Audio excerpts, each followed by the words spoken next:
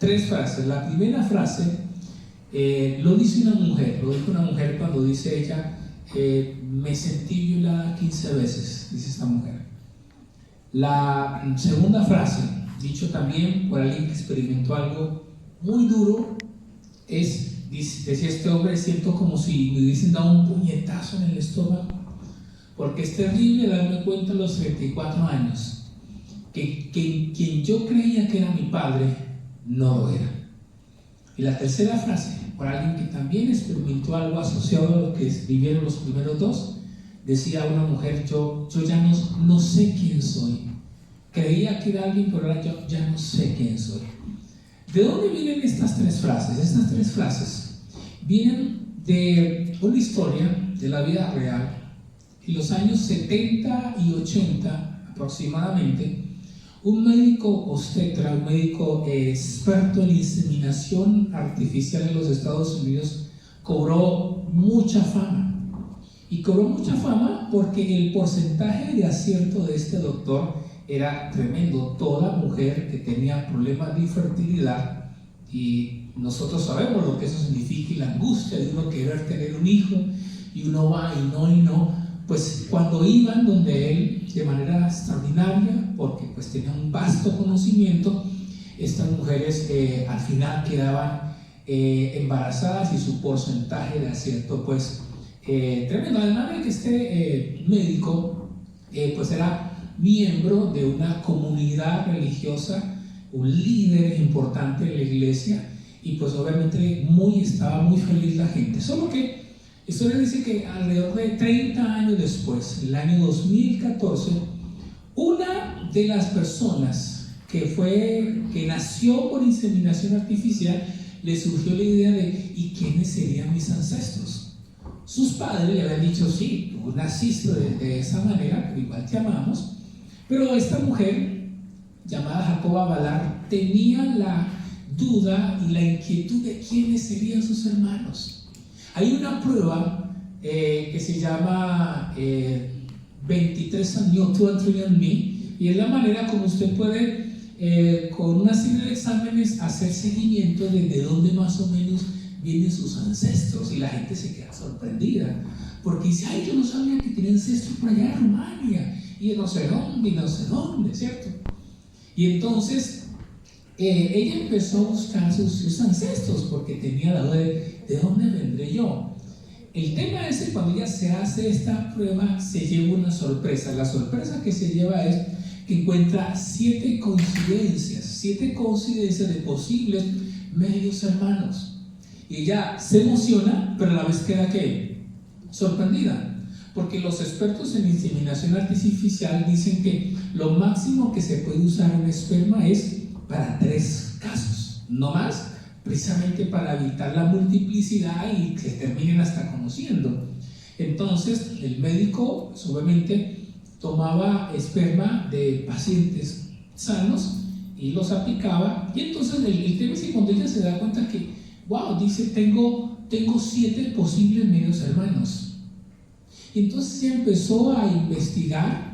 La coincidencia era que esos hermanos vivían, medios hermanos, relativamente cerca de donde ellas vivían, a unos 40 kilómetros a la redonda en Indiana, en los Estados Unidos. Y entonces la hija y los padres toman la decisión de llamar al doctor. Ya han pasado, imagínense, casi 30 años, y el doctor en esta ocasión no les contesta de manera muy amable, es un poco tajante con ellos y le dice que además de eso es reserva del médico, no puede dar los nombres, y la cosa queda ahí. Solo que esta mujer, ella sigue investigando, y entonces pueden buscar ascendencia por el lado del varón, pero también por el lado de las mujeres. Encuentra una mujer, y cuando ella empieza a escudriñar quién era ella, se da cuenta que ella tenía un apellido llamado Klein. ¿Por qué? Porque las 7 coincidencias apuntaban a un hombre de apellido Klein. Entonces ellas encuentran y le pregunta a esa mujer, ¿y ustedes tienen a alguien de apellido Klein? Y entonces esa mujer, la cual ellos encuentran, dice, sí, hay alguien de apellido Klein. Ah, y él es doctor. ¡Wow! ¿Cómo así? Y entonces, cuando empiezan a escudriñar, se dan cuenta la tremenda historia que quien había inseminado a su mamá era el propio doctor, había usado su propio esperma. Y empezó entonces el escándalo, porque empezaron a investigar y ya no eran 7, sino que pasaron a 15, luego 20, luego 30, luego 40, luego 50. A la fecha, confirmados, de acuerdo a un documental, hay 94 casos, 94 medios hermanos de un doctor que en su momento la práctica no era muy conocida, luego no era muy regulada. Y entonces lo que hacía era inseminar a sus pacientes que iban desesperadas por un hijo con su propio esperma. Aún cuando el esposo llevaba su esperma, él no le ponía el esperma de su esposo en muchos casos, sino que ponía el de. Aún más aberrante era que se cree por análisis que muchas veces llegaba la mujer, él iba a una parte escondida de ahí mismo de la clínica, se cree que se masturbaba probablemente y luego salía así. Y entonces empieza a salir el escándalo, ese escándalo mediático muy fuerte, con todo lo que eso implicaba. Lastimosamente para ese momento las leyes en Estados Unidos no penalizaban ese tipo de prácticas no éticas, dañinas. Muchos de estos 94 medios hermanos hoy están enfermos porque para que una persona sea aceptada como donante debe estar sana, y el doctor tenía problemas de artritis reumatoidea. Entonces muchos de ellos están enfermos hoy. Si usted quiere avanzar en el caso, busque Netflix, Our Father, nuestro Padre. Ahí está la historia de un médico llamado el Dr. Klein. No fue condenado, pagó una multa. Se cree que tenía mucha influencia en el pueblo con el juez en ese momento. Y entonces hoy, aunque se han distanciado un poco, te entregó su tarjeta médica, pues el daño ya está hecho. Lo que a mí me llamó más la atención fue cuando uno se pregunta, ¿y quién era el Dr. Klein? El Dr. Klein era nada menos y nada más que miembro de una comunidad cristiana. Luego investigué que no era tan de sana doctrina. Un miembro de una comunidad cristiana, anciano, que es traducido líder en la iglesia. La palabra anciano en la iglesia es que tenía posición de liderazgo, era influyente y miembro activo de su comunidad. Entonces la pregunta que uno se hace es, ¿cómo una persona que se dice ser cristiano hace este tipo de cosas? ¿Cómo una persona que se dice ser creyente termina haciendo ese tipo de cosas? Cuando él inseminaba a sus pacientes, ¿sabe qué versículo le repetía mientras lo hacía? Jeremías 1:15. Antes que te conociese y te formé y le repetía ese versículo. Lo que se cree es que él tenía por ahí su pensamiento de formar una raza aria, porque la cultura de esa comunidad incentivaba mucho a tener hijos. Entonces le era formar una raza que poblara el mundo. O sea, ¿qué tal el personaje? Increíble, uno no lo puede creer hasta que salen ese tipo de historias. Pero insisto, lo que más me llamó la atención y lo que da vergüenza es lastimosamente saber que era una persona que se decía cristiana y terminó en este tipo de cosas. Y entonces cuando uno piensa en eso, uno dice, ¿qué es entonces lo que está pasando? ¿Qué pasa por la mente y el corazón? ¿Qué pasa por los pensamientos de alguien que termina en eso? Porque esa es la reflexión, y por eso el propósito del mensaje tiene que ver con que estamos llamados a revisar nuestros pensamientos. Estamos llamados a revisar qué tan coherentes somos con aquello que decimos que creemos creer o decimos creer. ¿Qué tan coherentes somos entre lo que yo escucho un domingo, una reunión de hoy, y cómo yo vivo en el día a día? Se dice que esa es una de las grandes dicotomías que está viviendo el cristiano hoy. Escucha una cosa, pero ¿hace qué? Hace otra. Ora por su trabajo, Señor, por favor, bendíceme en el trabajo, pastor, ore por el trabajo, pero cuando va y ejecuta el trabajo tiene prácticas no éticas. Es contradictorio, pero eso pasa. Ore entonces, Señor, por favor, bendice a mi familia. Pastor, ore por la casa. Pero cuando se llega a la casa el comportamiento es distinto. Algo está pasando. Y por eso, la conclusión a la que se ha llegado en la iglesia del siglo XXI es que la iglesia en algunos casos sí está asistiendo gente, pero no hay un impacto hacia afuera. No hay un impacto. Y la gente religiosa que se congrega semana a semana, pero eso no se está trasladando en su vida. ¿Por qué? Porque no hay un cambio de mente, no hay un cambio de pensamiento. Diríamos, no se está cambiando los lentes. Yo necesito colocarme el lente de Dios para empezar a ver la vida desde el punto de vista de Dios y decir, eso está mal hecho. Así el mundo diga, todo está bueno, yo tengo con los lentes de Dios decir, eso no está bien, eso es incorrecto, porque no es lo que la mayoría diga. Para el creyente se supone que es lo que Dios y su palabra dicen. Entonces, hoy vamos a hablar de por qué es importante nuestra mente. ¿Por qué es? Hoy la parte de esta primera parte de serie es por qué es tan importante nuestra mente. Y yo quiero que leamos Lucas 6:45. Lucas 6:45. Mientras lo buscas, yo te lo voy a leer. Dice: una persona buena produce cosas buenas del buen tesoro de su corazón. Una persona mala produce malas cosas del tesoro de su corazón. Lo que uno dice brota de lo que hay en donde, en el corazón. La palabra clave aquí es corazón. Cuando usted va a la Biblia, usted tiene que preguntarse, ¿y qué es el corazón en la Biblia? El corazón en la Biblia no es el órgano necesariamente. El corazón en la Biblia tiene que ver con la voluntad, tiene que ver con nuestras emociones. Cuando uno lee varios versículos, el corazón está asociado a la voluntad o a las emociones, tienen que ver de alguna manera, claro que sí, con esa conciencia, con lo que realmente dicta esas decisiones que nosotros al final terminamos tomando. Pero lo más delicado que me encontré es que el corazón es la puerta de acceso para lo bueno o también para qué, para lo malo.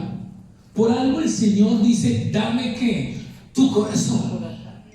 Porque el corazón es, cierto, es una puerta que se abre para lo bueno o para lo malo. Por eso que dice: cuida de toda cosa guardada, que dice Dios, guarda tu corazón, cuida tu corazón. Por eso cuando Jesús entra, ¿por qué puerta entra? Por la puerta del corazón. Y entonces cuando estamos hablando de Lucas 6:45, ¿por qué es tan importante la mente? Porque dice al final en esta versión que me encanta, lo que uno dice brota de lo que hay en donde, de lo que hay en nuestro corazón. Nuestros pensamientos van a definir eso. En otras palabras, la expresión externa de lo que cada uno de nosotros somos depende en gran manera de cómo estamos por dentro. Pensando en este doctor, iba, se congregaba, estaba en esta comunidad, pero había que había en su corazón podredumbre.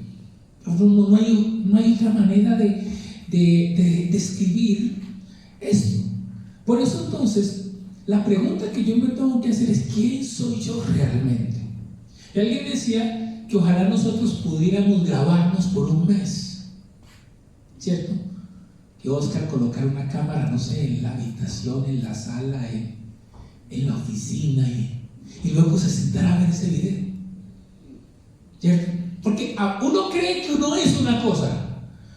Ya no, yo soy buena gente. Ay, no, yo no sé por qué nadie me quiere, qué raro. Pero, ¿qué tal si hiciéramos el ejercicio de grabarnos? Tal vez nos sorprenderíamos. Tal vez diríamos: uy, ese día, esa mirada tan terrible, ¿no? Mira, ese día miraste mal. O ese día, mira la actitud que tuviste. Creo que si nos grabáramos, y me incluyo, seguro sentiríamos vergüenza de nosotros mismos.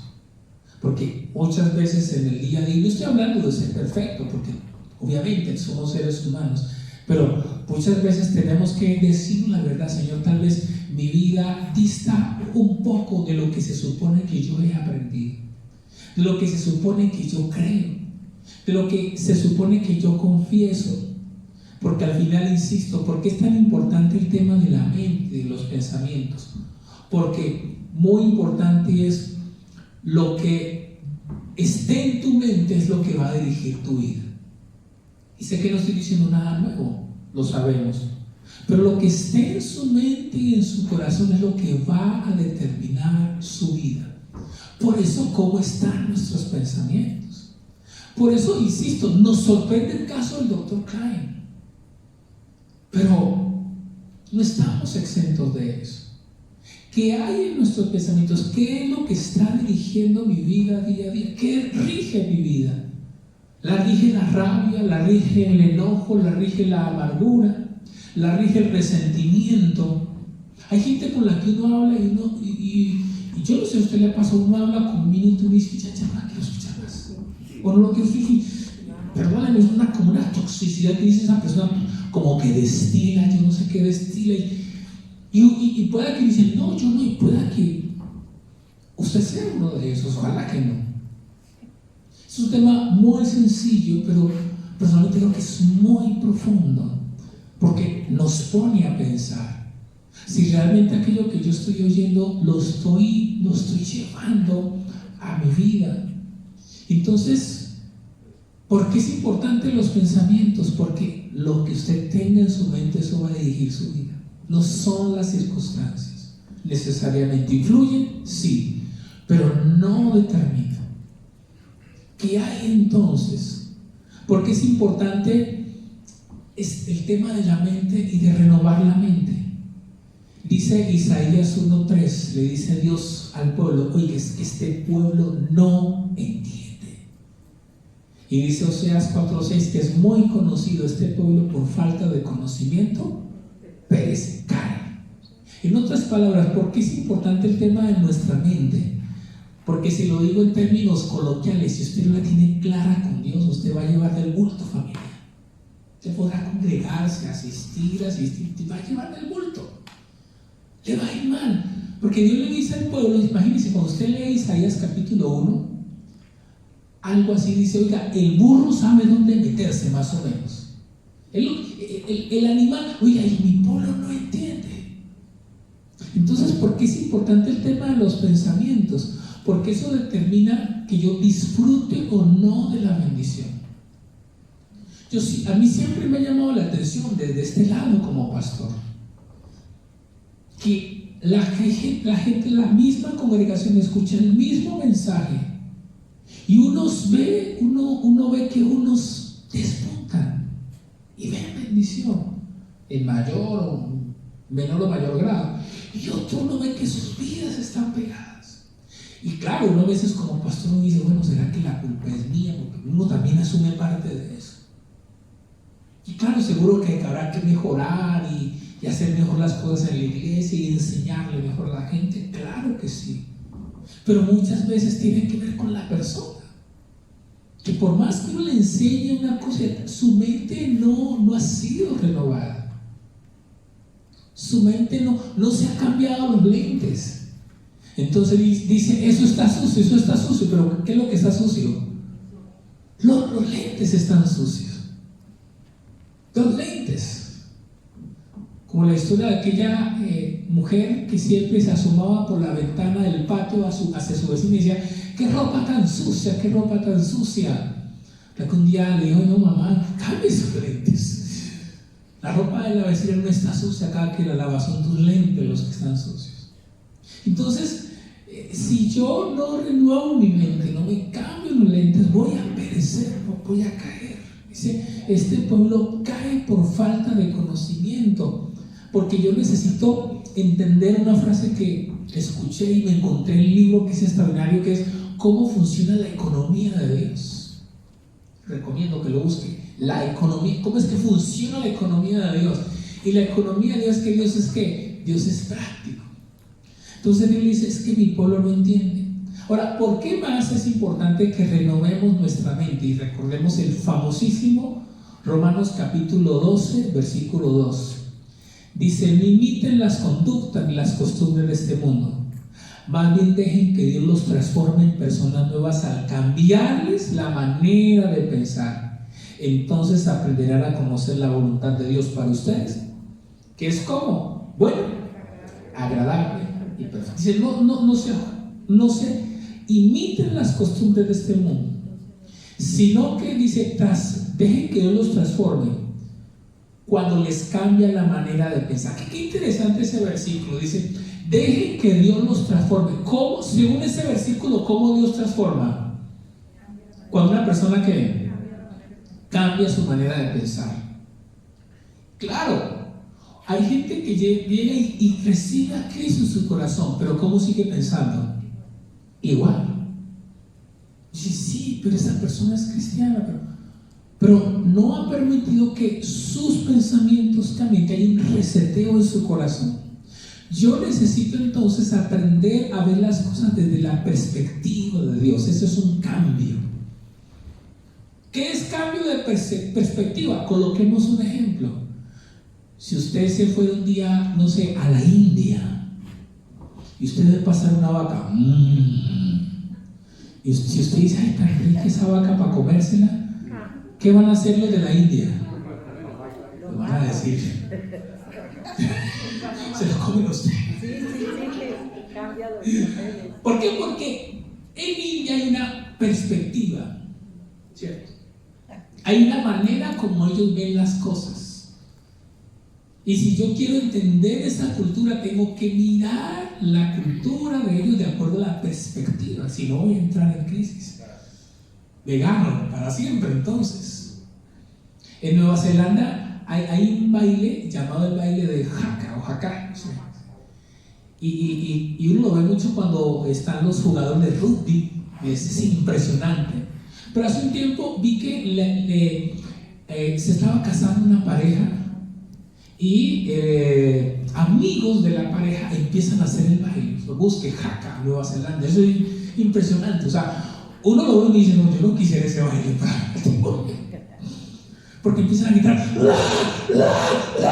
así es el que miedo. ¿Y sabe qué hace la novia? Empieza a llorar, se va, porque es la cultura de ellos, sagrada para los maoríes, claro, y uno no entiende, pero es la perspectiva. Yo necesito mirar las cosas desde su punto de vista. Igualito, cuando usted se vuelve cristiano, usted y yo necesitamos empezar a ver las cosas desde la perspectiva de Dios. Mire, por ese punto mucha gente pelea con Dios. Ay, yo no entiendo por qué tal cosa. Claro, no va a entender, porque usted está mirando las cosas como desde su perspectiva. Y yo no entiendo por qué hacen el baile del lago. Tienen que verla desde esa perspectiva, conocer la cultura, ya, para no poder entender. Y es exactamente lo mismo. Entonces Dios le dice a los cristianos a través de Pablo a los romanos: yo necesito que, si ustedes quieren comprender mi voluntad, ustedes necesitan hacer un cambio de mentalidad, para que ustedes comprendan que mi voluntad es que buena, agradable y perfecta. Si ustedes no hacen ese clic, podrás congregarte, pero no vas a entender nunca mi voluntad y te vas a frustrar. Y por eso ahí es donde yo necesito un cambio de lentes. Dice Isaías 55 del 8 al 9: mis pensamientos y los tuyos son ¿qué? Son distintos. Mis pensamientos, dice, así como el cielo y la tierra están distantes, dice, yo me puse a investigar distancia del cielo a la tierra. Eso uno encuentra que es de lejísimos. Y entendí, por ejemplo, algo que uno siempre aprende. Cuando en el avión dicen, siempre, ¿y por qué era eso? Dicen en el avión, 10,000 pesos. Es que a esa altura el avión sube y dice, ya llegaron a ese punto. Entonces, generalmente la subida máxima, el ascenso máximo, es 10,000 pesos. Y cuando hay 10,000 pesos, no puede entrar, por ejemplo, a la cabina. Es parte del sistema de seguridad que aprendemos. Yo usted podía, ya sé por qué. Fue lo mismo que me enseñaron. O también es para empezar a bajar. Pero hay una distancia tremenda. Dice Dios, mis pensamientos y los tuyos son como entre el cielo y la tierra. Hay cosas que no vas a entender. Señor, por favor, sánalo. Y se muere. No, pero Señor, ¿y por qué? Mis pensamientos no son los tuyos. Tienes que mirar las cosas desde mi perspectiva, si no vas a tener problemas, si no vas a tener dificultades. Yo necesito entonces, por eso, renovar mi mente para poder comprender lo que Dios tiene para mi vida. Y para eso, yo quiero finalizar con una historia que está en la Biblia, que es la historia de José. Cuando usted busca el Antiguo Testamento, Génesis 30 y algo en adelante, por ahí aparece la historia de José. Y a José le pasa de todo, ustedes saben. Sus hermanos casi que lo matan, es abandonado, es humillado, es maltratado, la esposa de su jefe lo calumnia, es metido a la cárcel injustamente. O sea, José es el candidato perfecto para Mr. Amargura. O sea, si usted cree que ha sufrido, mire a José y usted dice, no, yo estoy bien. ¿Sí? Porque José es el candidato perfecto para ser la persona más amarga. Pero cuando usted lee, usted se da cuenta de algo y dice, y Dios estaba con José. Y a donde iba Dios estaba con José. Y cuando uno sigue leyendo capítulos más adelante, uno se encuentra, por ejemplo, en Génesis 45. En Génesis 45 y en Génesis 50, se los dejo para que lo lean, José se da a conocer a sus hermanos. Y en Génesis 45 José le dice, miren, ¿saben una cosa? Versión Ferrey. ¿Saben una cosa? La verdad, fue Dios el que me envió acá. Ustedes me quisieron hacer daño, pero ¿saben una cosa? Fue Dios el que me envió acá para que los cuidados. Oiga, para uno decir eso, tiene que haber pasado por un proceso muy tremendo de entender que la voluntad de Dios. José tuvo que entender eso, pero él tuvo que haber renovado su mente en ese proceso para que él llegara a decir, saber una cosa, detrás de todo eso estaba Dios. Yo no me voy a vengar de ustedes, yo no los voy a odiar, porque he entendido, porque vi todo lo que me pasó con los lentes de ¿quién? De Dios.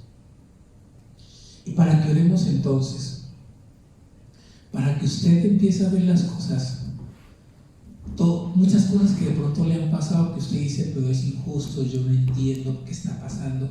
Necesitamos decirle, Señor, yo necesito tal vez un cambio de lentes, y yo necesito ponerme tus lentes para entender qué es lo que tú tienes para mi vida. Me encanta que Jesús la tenía clara, obviamente, como Dios. Aunque Pedro le hizo lo que le hizo, lo negó. Jesús, ¿qué dijo? No, vas a ser el líder, ¿no? Y confió en él. Aunque Jesús sabía lo que Judas le estaba haciendo, él lo miró con el lente del amor. Aunque sus discípulos tenían errores, se escondieron, huyeron, él luego los buscó y le dijo, ustedes van a cumplir la gran comisión. Porque lo miraba con el lente de Dios. Y yo creo que nosotros necesitamos empezar a dar ese paso. Mire, familia, lo que está pasando a nivel mundial, para nadie es un secreto lo que está pasando. Usted no puede, como la historia, usted no puede decir, el elefante no está en la casa. La frase el elefante no está es cuando, imagínense que aquí hay un elefante y que todo el mundo lo ignore, ¿no? Más que el problema del elefante está ahí, es ignorar aquellas cosas que yo sé que están. Claro que estamos viendo un escenario muy particular, pero necesitamos ver las cosas con el lente de Dios. Si usted no ve las cosas con el lente de Dios, usted va a entrar en crisis. Usted va a tomar mala decisión. Señor, en medio de esto, Señor, yo quiero ponerme tus lentes para poder ver las cosas desde tu punto de vista. Así que, familia, vamos a orar. Vamos a darle gracias a Dios y pidamos al Espíritu Santo que nos tome. Te invito a que cierres tus ojos y hablemos con Él. Te invito a que cierres tus ojos.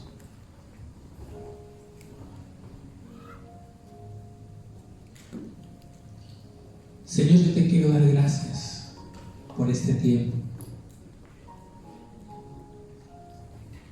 Queremos darte gracias por esta mañana que nos ha regalado. Dios quiere que tus lentes sean cambiados.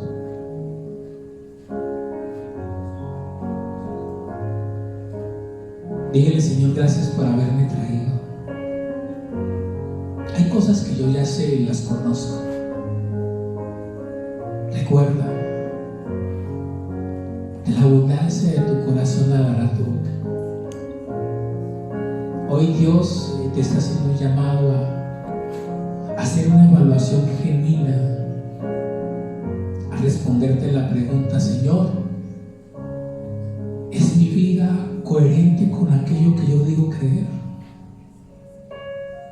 ¿Es mi vida coherente con aquello que yo he escuchado por días, meses o años en tu palabra? Señor, a veces leo tu palabra y me sorprende los fariseos o publicanos, pero yo puedo terminar actuando igual hoy, Señor. Señor, nos sorprende, nos causa náusea la historia de este doctor que hizo tanto daño, miembro de una comunidad. Pero ¿dónde estoy yo, Señor? Por eso hoy te pido que me ayudes. Tal vez ha llegado el momento, como un terapeuta que te dice: hijo, hija, ¿sabes una cosa? Ha llegado el momento de cambiar tus lentes. Ha llegado el momento de que mires las cosas desde mi punto de vista. Ya no puedes seguir actuando de manera infantil. Solo los niños es que uno le dice: no, ellos no entienden y pelean. ¿Por qué? Porque no entienden. Y discuten porque no entienden el no. Solo cuando se crece uno entiende. Y cuando uno es papá o mamá, mucho más. El Señor te dice: oye, hijo, hija, yo voy a cumplir tu propósito.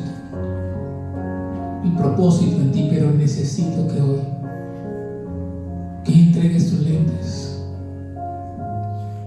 Que le digas: Señor, ayúdame.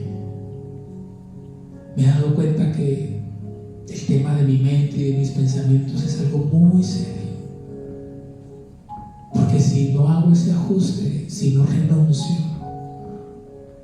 yo no voy a poder entender tu voluntad. Y ahora entiendo por qué me choco y me estrello con el mismo problema y me estrello una y otra vez. Y hoy tú me has dicho: hijo, hija, porque para que entiendas mi voluntad, que es buena, que es agradable, que es perfecta, necesito que dejes que yo transforme tus pensamientos. Así que te invito allí donde estás a que le digas: Señor, no entiendo, tal vez me cuesta, pero sabes una cosa, Señor, aquí estoy, me dispongo. Empieza hoy, Señor. Empieza hoy a hacer la cirugía. Como cuando a alguien le hacen una cirugía de los ojos. Tal vez, Señor, yo hoy necesito una cirugía de mis ojos espirituales. Esos lentes que tengo ya no me sirven. Esta manera de pensar me va a llevar al colapso. Así que, Señor, necesito que me ayudes. Te invito a que te pongas en pie, por favor, y que le digas al Señor eso. Que te ayude a cambiar tus pensamientos. Que te ayude como José, que tuvo que cambiar y ya no justificar, señalar, sino detrás de todo esto está Dios. Sí, fue duro, claro. Ahí estaba Dios, como Jesús, que a pesar de lo que